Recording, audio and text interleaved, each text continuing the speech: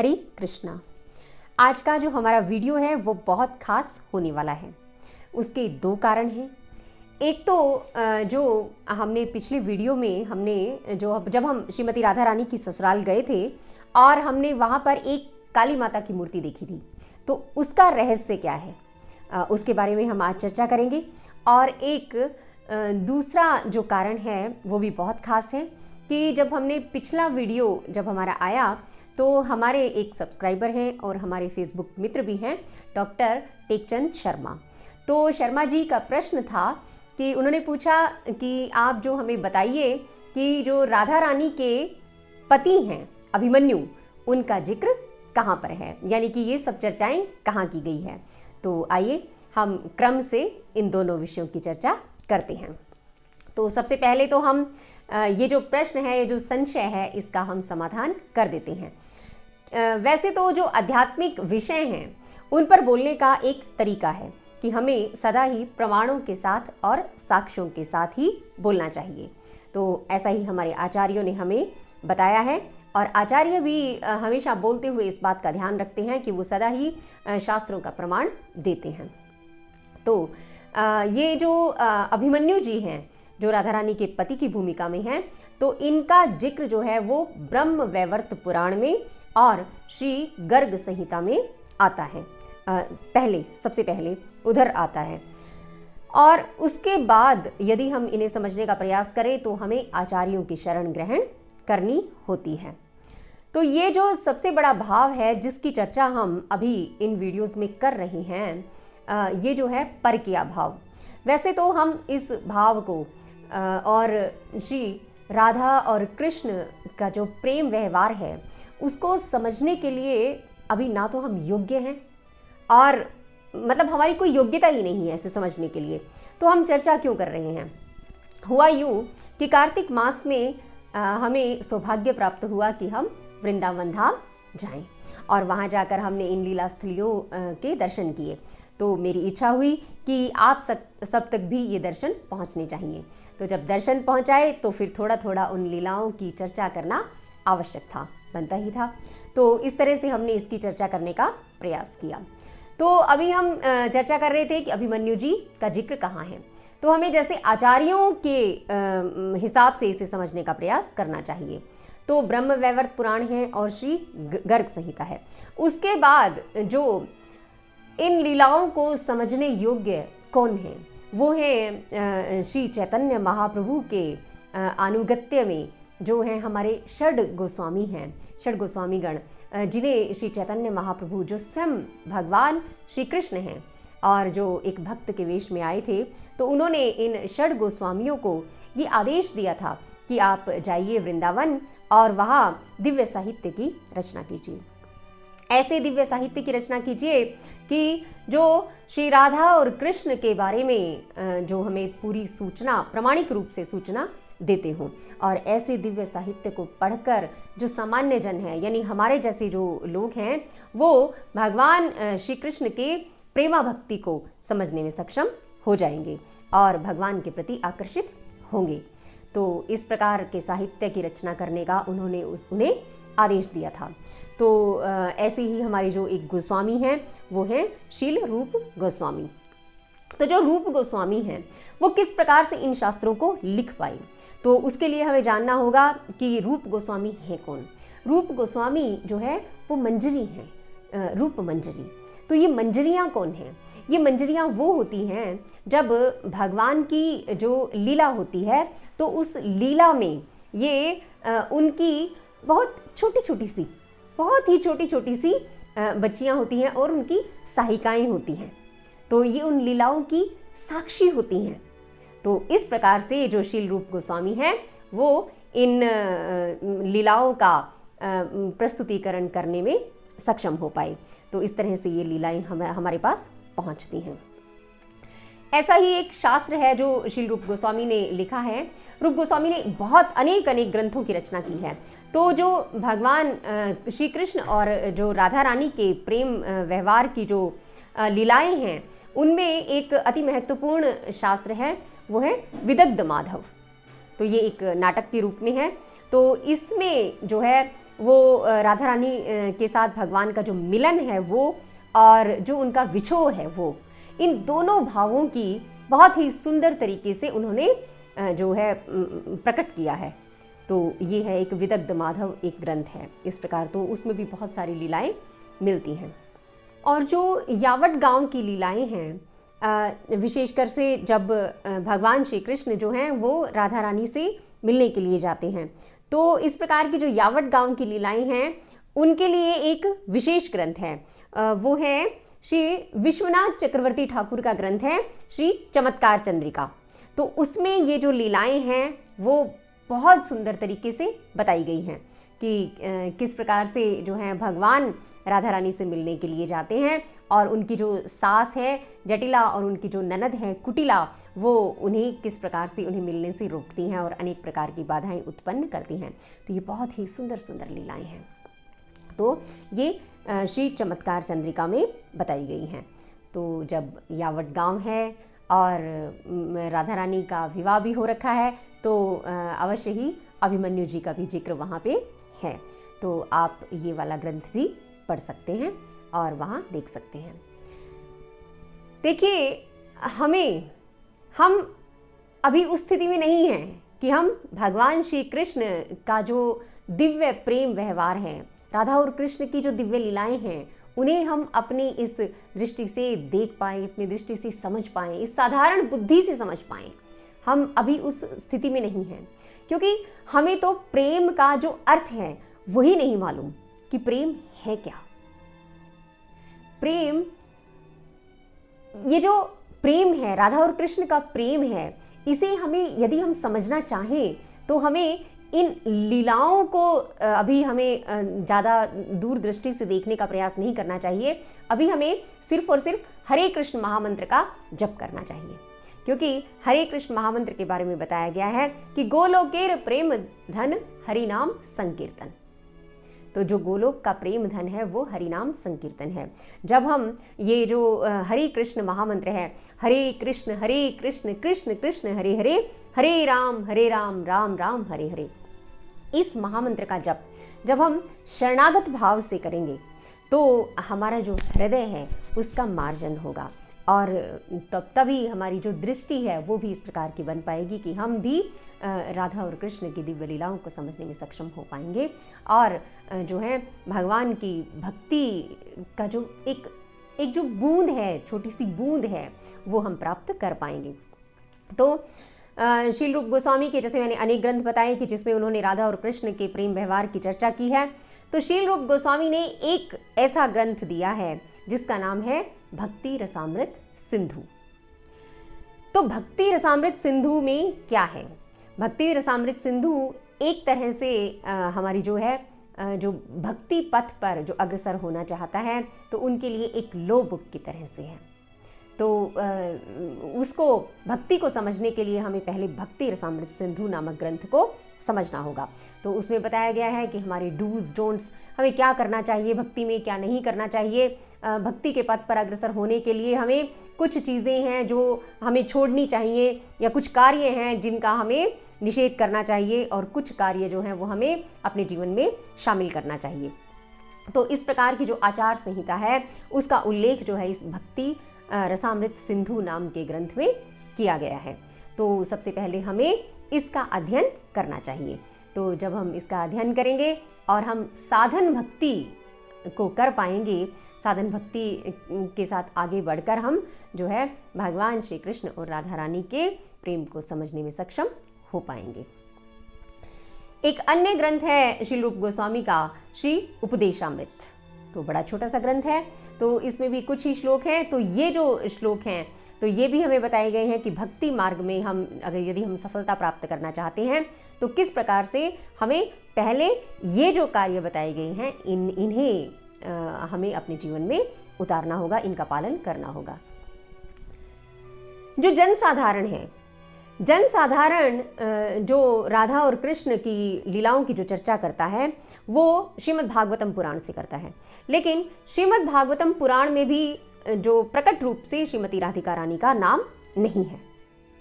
तो वो क्यों नहीं है? क्योंकि जो श्रीमद् भागवतम पुराण है वो सुखदेव गोस्वामी के द्वारा बोला गया था। और सुखदेव गोस्वामी जो हैं वो राधा रानी के शुक हैं और उनके बहुत ही अंतरंग, जिसको कहेंगे कि उनके सेवक हैं। तो अपनी स्वामिनी का नाम वो अपने मुख पर नहीं लेकर आए और उन्हें ये भी भय था कि यदि अपनी स्वामिनी का नाम मैं जब इनके स्मरण में मैं आऊँगा तो मैं उनके स्मरण में ही खो जाऊँगा और मैं आगे इस शास्त्र का उच्चारण नहीं कर पाऊँगा, इन्हें नहीं बता पाऊँगा। तो इस तरह से उन्होंने श्रीमती राधिका रानी का नाम प्रकट रूप से नहीं लिया। और वैसे भी ये बहुत गुह्य लीलाएं हैं, जैसा कि हमने बताया बहुत गुह्य लीलाएं हैं। तो इनकी चर्चा इस तरह से करना और समझ पाना हमारे जैसे जीवों के लिए तो संभव ही नहीं है। तो ये कारण है कुछ। और जो एक रेफरेंस मैं और देना चाहूँगी कि भक्ति रत्नाकर नाम का एक ग्रंथ है, तो वो है श्री नरहरि चक्रवर्ती ठाकुर के द्वारा लिखा गया है। तो उसमें भी ये इस तरह का जिक्र करते हैं, जिसमें बताया गया है यावट गांव के बारे में और ये सारी ही लीलाओं की चर्चा उसमें की गई है। और यहाँ जो मैं मुख्य रूप से मैंने जो रेफरेंसेस दिए वो सारे कहाँ से लिए, हमारी एक इस्कॉन की बुक है कि जिसका नाम है ब्रजमंडल परिक्रमा। तो वो राजशेखर दास ब्रह्मचारी की लिखी हुई किताब है। तो उन्होंने भी बड़े साक्ष्यों के साथ यहाँ पे प्रस्तुत किया है। तो वो भी भक्ति रत्नाकर जो नाम की एक किताब है वहाँ से वो साक्ष्य प्रस्तुत करते हैं और लिखते हैं और बताते हैं कि इसके बारे में कि यावट गांव का जिक्र कहाँ किया गया है। तो वो कहते हैं, in the Bhakti Ratnakar it says, O Srinivas, see here the enchanting Yavagram known as Yavat, where many pastimes were performed. This is the residence of Abhimanyu, where Radharani enjoyed playing with her girlfriends. By the influence of Yogmaya, what to speak of touching Radharani herself? Abhimanyu is not even able to touch her shadow. He remains in the association of the coward men, while Jatila and Kutila are always engaged in household work. The gopis cleverly bring Krishna here and their hearts become filled with joy as they witnesses the divine couple's pastimes. तो इस तरह से ये यहाँ लिखते हैं। तो यावट गांव का जिक्र यहाँ पे किया गया है।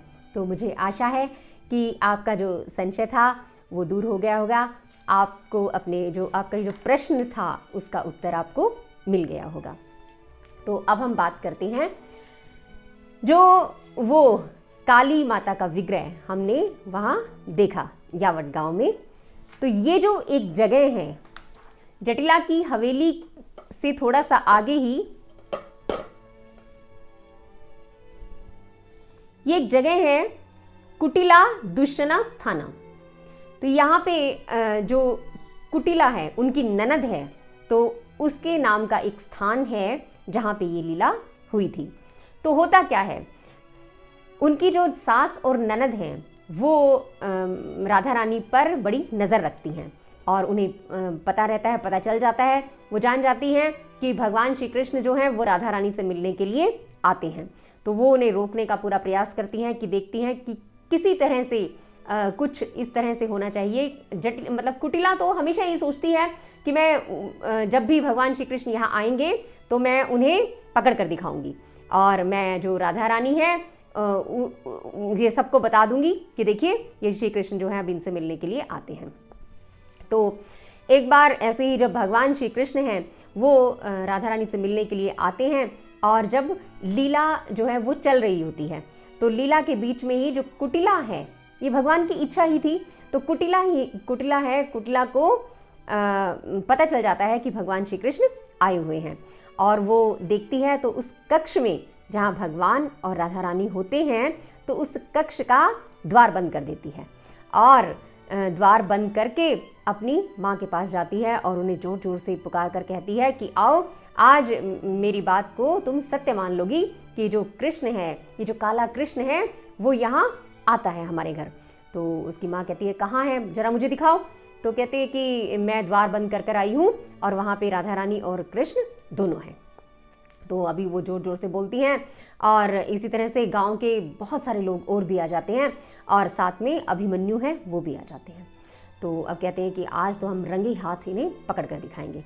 तो जैसे ही अब वो द्वार खोलते हैं तो राधा रानी जो है वो भगवान के चरणों के पास बैठी होती हैं। तो अब द्वार खोलते ही उन्हें क्या दिखाई देता है? उन्हें दिखता है कि जो राधा रानी है वो प्रणाम की मुद्रा में है और उनके पास एक काले रंग की स्त्री है। और कि किस तरह का रूप धारण किया हुआ है भगवान श्री कृष्ण ने? काली माता का रूप धारण किया हुआ है। तो जो विशेषतर जो अभिमन्यु हैं वो काली माता के भक्त होते हैं और उन्हें भगवान के दर्शन काली माता के रूप में होते हैं। और अभिमन्यु तो उन्हें देखकर बहुत प्रसन्न होते हैं और वो कहते हैं कि राधा रानी, मैं इतनी तपस्या कर रहा था और तुम तो बड़ी तपस्विनी हो और तुम्हारी तपस्या से प्रसन्न होकर आज मेरी जो काली माँ थी इन्होंने मुझे दर्शन दे दिए। मेरा अहोभाग्य है, मैं तो धन्य हो गया कि तुम्हें पत्नी के रूप में पाकर मैं धन्य हो गया। और उधर कुटिला, उसको तो जैसे काटो खून नहीं।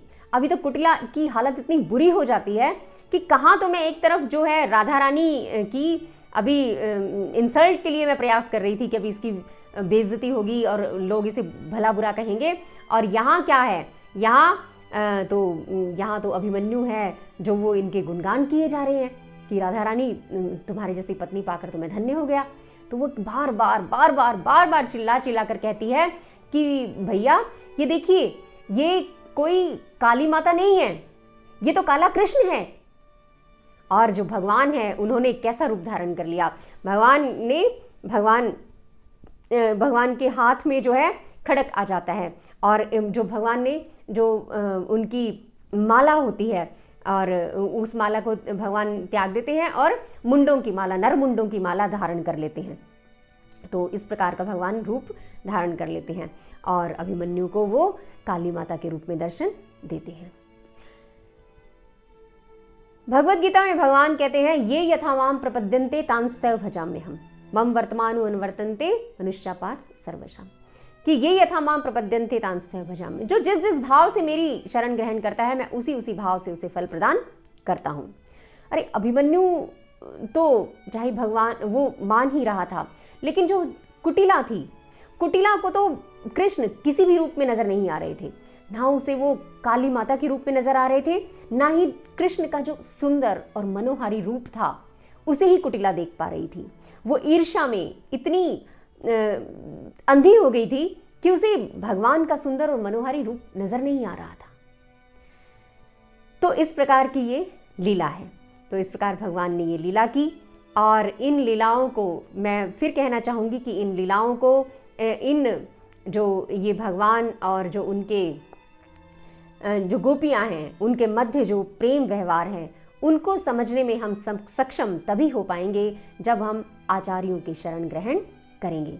और आचार्यों ने हमारे लिए जो साधन भक्ति का रास्ता बताया है वो रास्ता हम अपनाएंगे। श्री नरोत्तम दास ठाकुर कहते हैं कि रूप रघुनाथ पदे हई व्याकुति कभी हम बुझब से जुगल प्रीति। कि यानी कि जो ये युगल प्रीति है, जो ये युगल प्रेम व्यवहार है, इसको मैं कब समझूंगा? कि जब रूप और रघुनाथ के पद में मेरी जो आस्था है, मेरा जो विश्वास है, वो जब शील रूप और रघुनाथ के पद में मेरी होगी, उनके चरणों में मेरी आस्था होगी, तो तभी मैं ये जो है भगवान श्री कृष्ण और जो राधा के जो युगल दिव्य युगल प्रेम व्यवहार की जो लीलाएं हैं उनको समझने में सक्षम हो पाऊंगा। कहते कि रूप रघुनाथ पदे रहु मोर आशा प्रार्थना करो ये सदा नरोत्तम दासा। नरोत्तम दास एक महान आचार्य हुए हैं। ये कौन थे? ये एक राजकुमार थे। तो हमारे जो आचार्य हैं उन्होंने हमें इस तरह के ग्रंथ दिए हैं, इस तरह की साक्षात लीलाएं दी हैं कि जिन पर हमें संशय नहीं होना चाहिए और हमें इन्हें शास्त्र प्रमाण के साथ समझना चाहिए। तो ये थी हमारी आज की लीला। यदि आपको ये सब अच्छा लगा हो तो आप इन्हें अपने मित्रों के साथ और संबंधियों के साथ शेयर कीजिए और हमारे चैनल को सब्सक्राइब कीजिए ताकि आने वाले जो वीडियो हैं वो आप तक सबसे पहले पहुंच सके। और ये जो प्रेम के संबंध हैं, ये जो प्रेम की लीलाएं हैं, इन्हें हम समझ पाएंगे श्रीमद् भगवद गीता को समझने के बाद। तो श्रीमद् भगवद गीता के ऊपर भी हमारे अनेक वीडियो हैं और मैं कोशिश करूंगी कि अभी कोई और विलंब ना हो तो मैं भी उनको आगे एक एक श्लोक के ऊपर एक एक वीडियो लेकर आने की मैं अभी प्रयास करूंगी। तो आप सबसे निवेदन है कि आप इसी प्रकार अपना जो प्रेम है वो मुझ पर बनाए रखिए। तो मिलते हैं किसी और वीडियो में, तब तक के लिए हरे कृष्णा।